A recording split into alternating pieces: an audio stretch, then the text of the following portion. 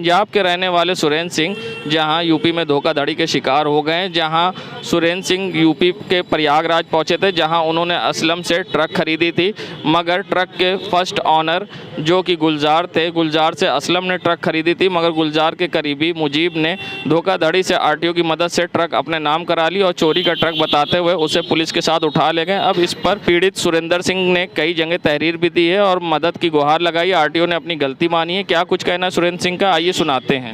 मैं पंजाब का रहने वाला हूं, मेरा कारोबार चलते रहता है। मेरे मिलने वाले ने मुझे गाड़ी दिलाई थी यूपी 70 ET 0707, जो कि पूर्व जिसके मालिक था असलम। मैंने असलम से 17 जून को आरटीओ ऑफिस आके गाड़ी ट्रांसफ़र कराई थी अपनी हाज़िरी में, बाकायदा साइन सीन होके।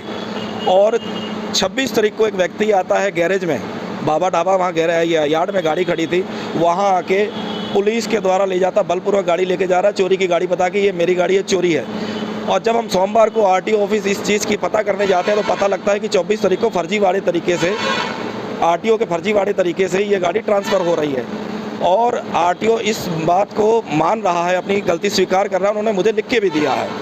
तो मैं ये कहना चाहता हूँ कि अब मेरे साथ न्याय हो। मैं बाहरी आदमी हूँ और मेरे पास यही पूंजी थी, ठीक है ना, कि जो पूंजी मैंने गाड़ी में लगाई हुई है। ये राकेश पाल, ये मैंने IG office Allahabad, SSP Pratapgarh और एक एप्लीकेशन मैंने यहाँ नैनी थाने में भी दिया हुआ है। नहीं, आरटीओ से ऐसा है कि आरटीओ जो भी अधिकारी आए हैं बड़ी मतलब अच्छे तरीके से हमारा सहयोग कर रहे हैं। उन्होंने उस पूर्व मालिक को बुलाया है और जिसने ये फर्जीवाड़ा किया उसको भी बुलाया है। अब उन्होंने मेरे से 2 दिन का समय लिया है कि 2 दिन अंदर के अंदर आपका निपटारा कर दिया जाएगा, गाड़ी वापस करने का वादा किया। मेरा नाम सुरेंद्र सिंह। संगम नगरी प्रयागराज के नज़ारा है कटघर की सड़कों का, जहां पर लंबा जाम का जाम लगा हुआ है। जहां जमुना क्रिश्चियन कॉलेज के बाहर रोज इसी तरह से जाम लगता है स्कूल के समय। आप देख सकते हैं घंटों लोग जाम से परेशान हो रहे हैं और ना ही यहाँ कोई स्थानीय पुलिस है और ना कोई जाम से छुटकारा दिलाने वाला, और लोग घंटों जाम से परेशान हो रहे हैं। पुराने शहर के इन दिनों कटघर चौराहा, मुट्ठीगंज, गऊ घाट, अन्य क्षेत्रों में भीषण जाम लगा है, जिसके वजह से लोग परेशान हो रहे हैं। ये नज़ारा है जहां जमुना क्रिश्चियन कॉलेज का। इसी तरह से जहां यहाँ जाम के जाम से लोग जूझ रहे हैं, तो वहीं आप देख सकते हैं ये मुट्ठीगंज क्षेत्र का नज़ारा है। यहाँ भी लंबा जाम लगा हुआ है और जाम के जाम से लोग लगातार परेशान दिखाई दे रहे हैं। और ये नज़ारा है बलवा घाट की ओर जाने वाली सड़क का, जहाँ पर आप देख सकते हैं गऊ घाट पर किस तरह से जाम लगा है और लंबी वाहनों की कतार लगी और जाम के जाम से यहाँ लोग परेशान हो रहे हैं और लगातार भीषण जाम की समस्या से लोग हो रहे परेशान। जिम्मेदार बने अंजाम। संगम नगरी प्रयागराज नज़ारा है मानसरोवर की सड़कों का, जहां पर आप देख सकते हैं नो पार्किंग जोन में सड़क पर गाड़ियां खड़ी हैं। जहां सिविल लाइन में खड़ी गाड़ियों पर लगातार कार्रवाई होती है, टोचन वैन से उठाया जाता है और चालान किया जाता है। मगर ये नज़ारा है मानसरोवर की लक्ष्मण मार्केट के बाहर का, जहां आप देख सकते हैं गाड़ियां सड़क पर खड़ी हैं और आने जाने वाले लोगों को परेशानी का सामना करना पड़ता है। कई बार जाम की यहाँ पर स्थिति भी उत्पन्न होती है और दोनों तरफ सड़क पर खड़ी रहती है गाड़ियाँ। यहाँ शॉपिंग कॉम्प्लेक्स तो बनाए गए मगर पार्किंग नहीं बनाई गई। यहाँ कम से कम दर्जनों शॉपिंग कॉम्प्लेक्स हैं मगर किसी के पास अपनी पार्किंग नहीं है और पीडीए द्वारा ना ही कोई कार्रवाई की जाती। जहाँ पीडीए लगातार लोगों के मकान पर ध्वस्तीकरण की कार्रवाई मानचित्र स्वीकृत ना होने पर करती है, मगर लक्ष्मण मार्केट की सड़कों पर गाड़ी खड़ी होती है और ना ही किसी के पास यहाँ पर पार्किंग है, उसके बावजूद पीडीए द्वारा नहीं की जाती कार्रवाई। क्या कहना है यहाँ लोगों का, आइए सुनाते हैं। बनाए गए हैं पुराने शहर में और लगातार सड़कों पर जाम लगता है, क्या कहें? देखिए, पीडीए द्वारा जो लगातार देखने को मिल रहा है कि पूरे पुराने शहरों में गाड़ियां रोड पे खड़ी रहती हैं और तमाम मार्केटें हैं, लेकिन वहाँ पे कार्रवाई नहीं हो रही है। पीडीए जो है सिर्फ लोगों के मकान का ध्वस्तीकरण कर रहा है, मकान गिराया जा रहा है, लेकिन ऐसी जगह चिन्हित कर लोगों को भी देखा जाए कि जिस तरीके से अवैध मार्केट बनाकर जो है पार्किंग की पूरी मानक नहीं पूरा कर रहे हैं, ऐसी मार्केट को भी बंद किया जाए, उसको भी ध्वस्तीकरण किया जाए, उसको भी गिराया जाए। जो भी जहाँ पे भी अवैध मार्केट बनी है, जहाँ पार्किंग नहीं है और पार्किंग के अनुरूप वो बिल्डिंग अगर नहीं मानक के अनुरूप, तो ऐसे ध्वस्तीकरण किया जाए, न कि गरीबों का जो मकान गिराया जा रहा है ये गलत है। पीडीएफ दोनों तरफ की कार्रवाई करे। जहाँ पे शहर का अतिक्रमण इलाका पुराने शहरों में वो बुरी स्थिति में है, जाम की स्थिति हमेशा बनी रहती है और हम चाहते हैं पीडीएफ उसको भी ध्यान दे और तभी हम मान सकते हैं कि नहीं न्याय दोनों तरफ से हो रहा है। इरशाद। कोरोना काल से अव्यवस्थित रेल व्यवस्था आज पूरी तरह से ट्रैक पर लौट आएगी। आज से यात्री सभी ट्रेन में अनारक्षित कोच जनरल टिकट पर यात्रा कर सकेंगे। ये व्यवस्था लागू हो जाने से यात्रियों को सीधा लाभ होगा और लगभग 2 साल से चल रही परेशानी आज से ख़त्म हो जाएगी। NCR यानी उत्तरी मध्य रेलवे की ट्रेनों में ये सुविधा आज से मिलेगी। 15 अप्रैल से ट्रेनों में जनरल कोच में अनारक्षित टिकट पर यात्रा करने की अनुमति मिली, लेकिन 2 जुलाई तक ट्रेनों में अग्रिम टिकट बुक थे। इसके चलते यात्रियों को परेशानी उठानी पड़ रही थी। वहीं बता दें, डॉक्टर शिवम शर्मा CPRO के अनुसार ट्रेन में जैसे जैसे एडवांस आरक्षण की सीमा खत्म हुई, जनरल कोच अनारक्षित हो गए हैं। अब यात्री NCR से चलने वाली सभी ट्रेनों के जनरल कोच में जनरल टिकट पर यात्रा कर सकेंगे। नए क्षेत्र की खबरों को देखने के लिए डाउनलोड करें पब्लिक वाइब। प्रयागराज के सिविल लाइन क्षेत्र का नज़ारा है, जहां से डग्गा मार वाहन संचालित हो रहे हैं। जहां एक तरफ CM योगी ने सख्त आदेश दिए थे कि कोई भी डग्गा मार वाहन संचालित नहीं होंगे, उसके बावजूद CM योगी के आदेश को ठेंगा दिखा रहे परिवहन माफिया व स्थानीय पुलिस की लापरवाही के कारण खुलेआम सिविल लाइन की सड़कों से संचालित हो रहे डग्गा मार वाहन रात के अंधेरे में पेड़ के आड़ में खड़े होते यहाँ डग्गा मार वाहन और खुलेआम संचालित हो रहे हैं, जिससे परिवहन विभाग को लग रहा लाखों का चूना और CM योगी के आदेश को दिखा रहे ठेंगा। बता दें, यहाँ सिविल लाइन पुलिस की लापरवाही के कारण यहाँ पर खुलेआम संचालित हो रहे हैं डग्गा मार वाहन और सिविल लाइन पुलिस इन पर अंकुश लगाने में नाकाम दिख रही है और खुलेआम CM योगी के आदेश को ठेंगा दिखा रहे परिवहन माफिया और परिवहन विभाग को लगा रहे लाखों रुपए का चूना और सिविल लाइन की सड़कों से संचालित हो रहे डग्गा मार वाहन। पुलिस बनी मूक दर्शक। नए क्षेत्र की खबरों को देखने के लिए डाउनलोड करें पब्लिक वाइब। संगम नगरी प्रयागराज में नैनी पुलिस द्वारा नैनी में हुई हत्या का खुलासा करते हुए 25-25 हज़ार रुपये के इनामी 3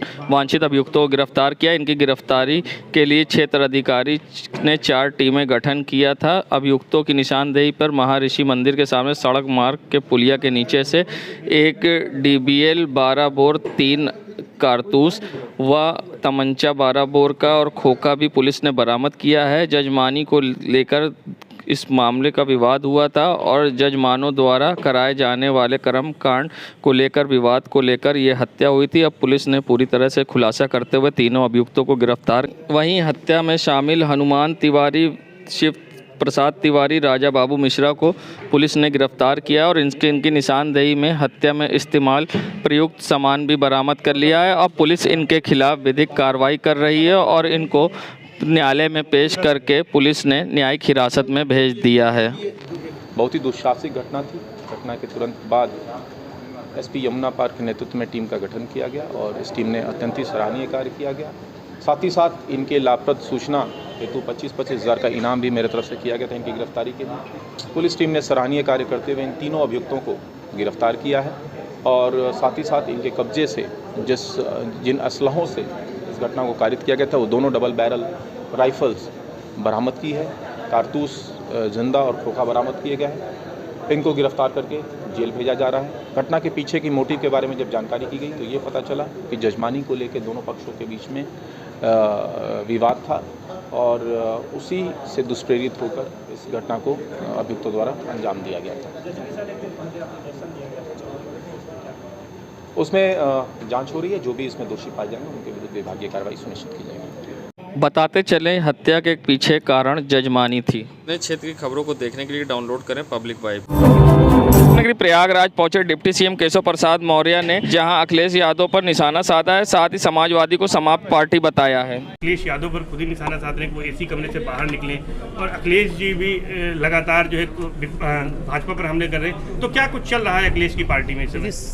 ये तो सपा वाले बताएंगे उनकी पार्टी में क्या चल रहा है, लेकिन मेरी जानकारी के हिसाब से आजमगढ़ और रामपुर में कमल खिलने के बाद सपा समाप्तवादी पार्टी बनने की ओर बढ़ गई। यशवंत सिन्हा जी आज लखनऊ में हैं, जो कि विपक्ष के राष्ट्रपति पद के उम्मीदवार हैं। अखिलेश जी उसमें प्रेस कॉन्फ्रेंस करने जा रहे हैं। नहीं, कोई प्रत्याशी होता है, आता है, वो आवे, उसमें हमें कोई विरोध नहीं है।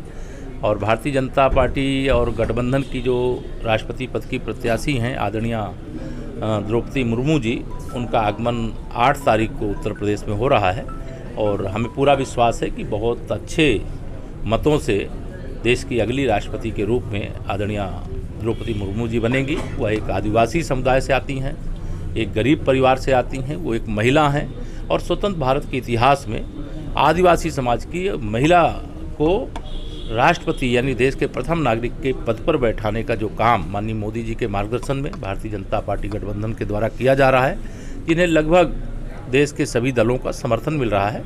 और मैं भी सबसे अपील करता हूं कि अंतरात्मा की आवाज़ पर अपने वोट का उपयोग करें। सर एक आखिरी सवाल, क्षेत्र की खबरों को देखने के लिए डाउनलोड करें पब्लिक वाइब। प्रयागराज जहां हर 7 जुलाई को चॉकलेट के आविष्कार के उपलक्ष्य में मनाया जाता है। ये विशेष दिन दुनिया भर में लोगों को बिना किसी अपराध बोध के अपने पसंदीदा खाने में शामिल होने की अनुमति देता है। ये दिन चॉकलेट से बने सभी प्रकार के मिष्ठान को भी मनाता है, जिसमें chocolate milk, heart chocolate, chocolate candy bar, chocolate cake, brownie या चॉकलेट से ढली कोई भी चीज़ शामिल हो। विश्व चॉकलेट दिवस पहली बार वर्ष 2009 में मनाया गया था। हालांकि कुछ का ये भी मानना है कि लोग 7 जुलाई को अंतर्राष्ट्रीय चॉकलेट दिवस के रूप में मनाना शुरू किया गया, क्योंकि इस दिन चॉकलेट को पहली बार 1550 में यूरोप में पेश किया गया था। बता दें, चॉकलेट से मानसिक तनाव भी दूर होता है। ऐसे में बच्चों को चॉकलेट सबसे ज़्यादा पसंद है। ऐसे में क्या कहना है छात्रों का इस पर, आइए सुनाते हैं आपको। तो सबको बहुत पसंद होते हैं और हम लोग गिफ्ट भी करते हैं सबको। तो चॉकलेट से कितने फ़ायदे? चॉकलेट से माइंड हमारा फ्रेश भी रहता है उसको खाने से, और पसंद भी करते हैं हम लोग बहुत। तो सबसे ज़्यादा कौन सी चॉकलेट की फेवरेट है? Dairy milk. क्या नाम है? श्वेता श्रीवास्तव। काफ़ी अच्छा होता है, माइंड फ्रेश कर देता है और खाने में, और जब आपका मूड अपसेट टाइप हो तो खाने में बहुत अच्छा लगता है। तो कितना आप लोग पसंद करते हैं? पसंद तो है काफ़ी अच्छा। डेयरी मिल्क जैसे ये किटकैट बहुत अच्छा लगता है, 5 स्टार गिफ्ट लेने देने में सब काफ़ी अच्छा होता है। क्या नाम है आपका? ये मेरा नाम मोहम्मद अमान। क्या करते हैं? ये सिविल की तैयारी कर रहा हूँ। जी, चॉकलेट तो हर किसी को पसंद होता है और सबका फेवरेट भी होता है और बच्चे भी इसको पसंद करते हैं और एक मतलब बड़े भी, सबको दिया भी जाता है इसको। तो आप लोग फेवरेट कौन सी चॉकलेट? डेयरी मिल्क और 5 स्टार चॉकलेट।